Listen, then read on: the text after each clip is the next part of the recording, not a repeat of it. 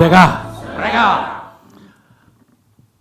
Hari ini kami ingin membacakan pernyataan sikap politik konsolidasi Barisan Nasional yang terdiri dari kawan-kawan yang mewakili 27 organisasi dan para tokoh kaum nasionalis BK.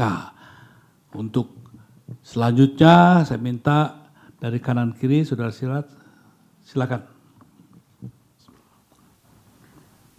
Pernyataan sikap politik konsolidasi Barisan Nasional terdiri dari perwakilan 27 organisasi dan para tokoh kaum nasionalis BK. Sebagai bangsa dan negara, pada tanggal 17 Agustus 2024, Indonesia telah memasuki usia yang ke-79. Dengan usia yang diharapkan cukup matang ini, sebagai negara, Indonesia seharusnya sudah semakin memantapkan lembaga eksekutif, legislatif, dan yudikatif sebagai lembaga negara yang semakin berdiri kokoh dalam menopang pilar-pilar konstitusi negara Indonesia sebagai negara hukum, bukan negara kekuasaan, bukan pula negara otoritarian, tetapi negara demokrasi yang berdasarkan pada Pancasila sebagai pandangan hidup bangsa. Juga bukan pula negara dengan sistem monarki, di mana kekuasaan seorang raja dapat mewariskan kepada putra mahkota berdasarkan pilihan dan kehendaknya. Indonesia adalah sebuah negara di mana kedaulatan tertinggi berada di tangan rakyat. Penyelenggaraan negara wajib dijalankan dalam koridor Undang-Undang Dasar 1945 dan Pancasila. Dalam perkembangannya, Jokowi sebagai presiden, sebagai kepala pemerintah yang juga kepala negara, semakin menunjukkan watak, karakter, dan wajah aslinya yang lebih pantas dinobatkan sebagai perusak peradaban kehidupan berbangsa, bernegara, dan berkonstitusi, perusak demokrasi, pemimpin tanpa moral dan nilai kenegarawanan, pro korupsi, kolusi, dan nepotisme, musuh cita-cita reformasi 1998. Bahkan ia lebih tampil sebagai pemimpin yang haus akan kekuasaan, yang menghalalkan segala cara untuk membangun dinasti sebagaimana seorang raja dalam kerajaan yang dibangunnya secara perlahan, bertahap, tetapi pasti.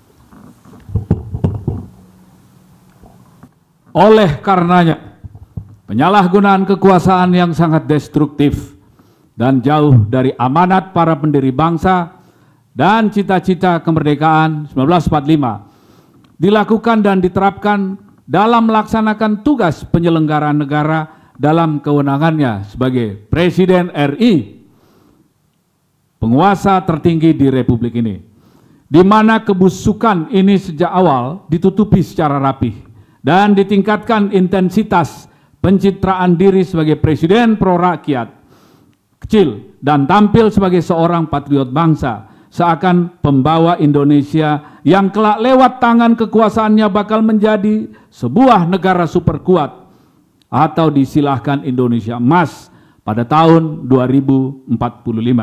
Secara demonstratif, Jokowi pun melakukan politik belusukan dengan pakaian dan tampilan yang sangat sederhana, membohongi dan membodohi mayoritas rakyat bawah dengan menghadirkan pembangunan infrastruktur luar biasa lewat proyek hutang super besar yang dalam catatan selama Jokowi berkuasa membuat hutang negara naik sekitar 6.000 triliun rupiah atau bertambah sekitar 230% selama Indonesia berdiri.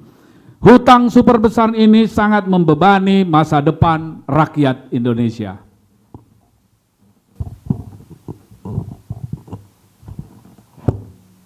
Memang selama ini bagi mayoritas masyarakat seakan Indonesia dalam keadaan baik-baik saja sebagai hasil dari gula-gula politik istana yang atas nama diri Jokowi sebagai presiden menyuap rakyat melalui bantuan sosial ala Joko Widodo, terutama lapisan masyarakat bawah dan juga menengah bawah yang jauh dari kemampuan membaca apa yang sebenarnya terjadi terhadap masa depan Republik Indonesia yang seharusnya merdeka sepenuhnya.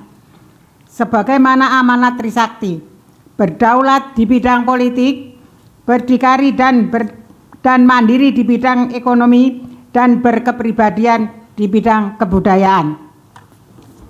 Semua ini sekarang semakin terkuak lewat data yang memaparkan berbagai penyimpangan, kebohongan, dan kelicikan seorang Jokowi yang sesungguhnya. Presiden perusak peradaban berbangsa dan bernegara yang telah jauh menyimpang dan melenceng dari amanat para pendiri bangsa dan cita-cita Indonesia merdeka 1945. Berikut adalah catatan yang sepenuhnya dapat dipertanggungjawabkan oleh pakar di Barisan Nasionalis, Dr. Faisal Basri dan Dr. Antoni Budiawan, dan disepakati oleh seluruh anggota Barisan Nasionalis yang bertanggung jawab membuat pernyataan sikap politik ini. Berikut adalah rentetan inkonsistensi, pembohongan, dan pelanggaran sejumlah peraturan perundang-undangan yang dilakukan oleh Jokowi.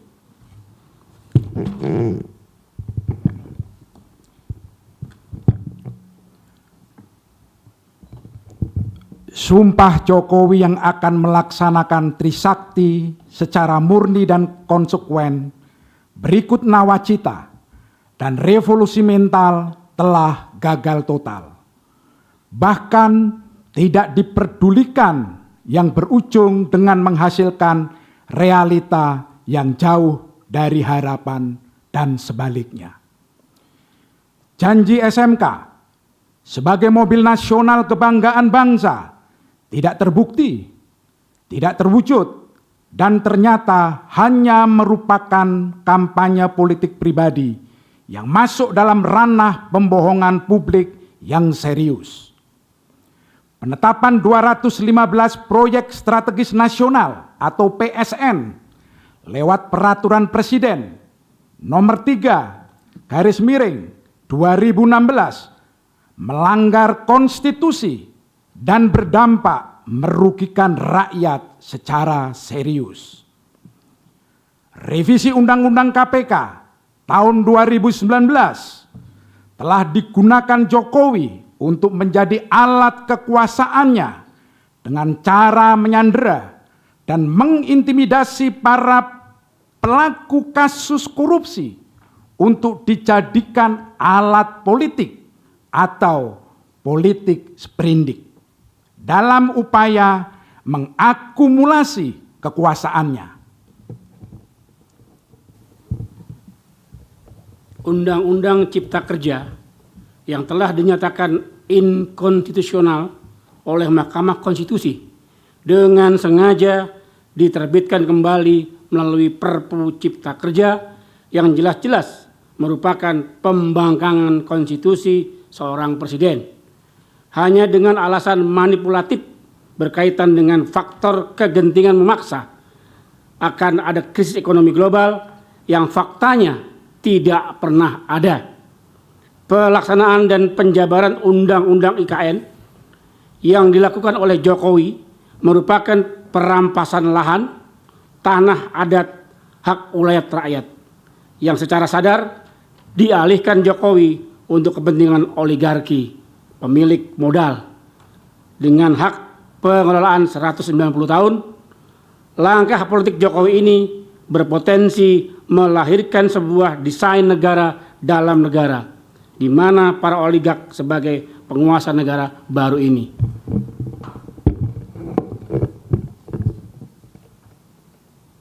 Cawe-cawe presiden dalam pelaksanaan pemilu Pilpres mencatat sejumlah pelanggaran hukum yang dilakukan oleh Jokowi, antara lain pembiaran kasus pelanggaran etika dan moral Anwar Usman, Ketua Mahkamah Konstitusi saat itu, penyimpangan APBN untuk bansos secara terstruktur, sistematis, dan masif.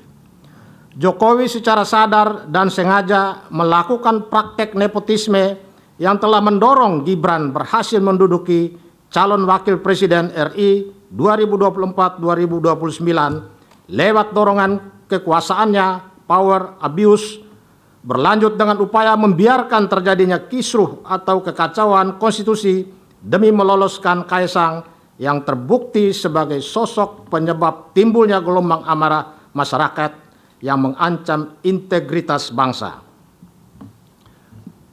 Dengan mencermati catatan sejumlah berbagai pelanggaran di atas, maka kami, para tokoh dan organisasi yang tergabung dalam Barisan Nasionalis menyatakan bahwa Jokowi sebagai presiden tidak pantas dan tidak layak lagi bertindak sebagai kepala pemerintah dan kepala negara Republik Indonesia. Selanjutnya, kepada Presiden terpilih Prabowo Subianto, kami minta untuk tidak lagi melanjutkan berbagai pelanggaran peraturan perundang-undangan yang telah dilakukan oleh Jokowi. Kami menuntut agar Presiden terpilih Prabowo Subianto menjalankan konstitusi sepenuhnya dan dengan tegas berantas korupsi tanpa pandang bulu, termasuk kasus-kasus yang melibatkan presiden dan keluarga serta para kroninya. Jakarta, 28 Agustus 2024. Merdeka! Merdeka! Merdeka! Selanjutnya kepada seluruh warga rakyat Indonesia kami cintai, sebarkanlah apa yang telah kami nyatakan sebagai sikap dan ketegasan kami dari Barisan Nasionalis Indonesia. Terima kasih.